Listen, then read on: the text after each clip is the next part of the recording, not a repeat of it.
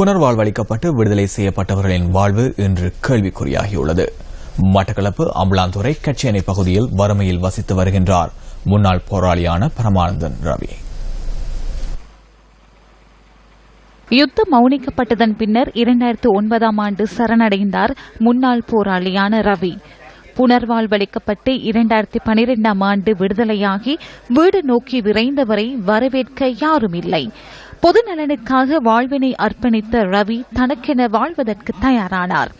சொந்த ஊரிலேயே திருமணம் முடித்து 2 பிள்ளைகளுக்கு பொறுப்பு வாய்ந்த தந்தையாக கடமைகளை செய்து கொண்டிருக்கின்றார். செய்வதற்கு தொழிலற்ற நிலையில் தனது முயற்சியினால் சிறிய கடை ஒன்றை நடத்தி அதன் மூலம் கிடைக்கும் நாளாந்த வருமானத்தில் வாழ்ந்து வருகின்றது ரவியின் குடும்பம். கடையை பெரிதாக்கி தொழிலை விஸ்தரிப்பதற்கு கூட பணமற்ற நிலையில் சுழல்கின்றது இவர்களின் வாழ்க்கை சக்கரம்.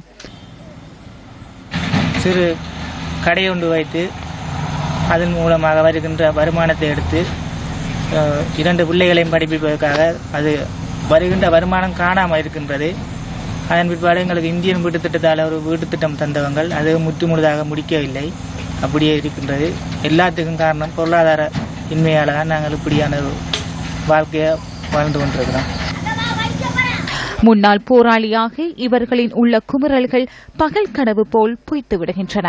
பிறர் வாழ்விற்காக சவால்களை சரித்திரமாக்கிய இவர்களின் வாழ்வு இன்று எவரதும் கண்களுக்கும் புலப்படவில்லை. காலம் பதில் சொல்லும். இவர்களின் வாழ்வுகள் நிஜமாகும். இவை அனைத்தும் ஒரு நாள் நிறைவேறும். இது காலம் நமக்கு கற்றுத்தந்த நிதர்சனம்.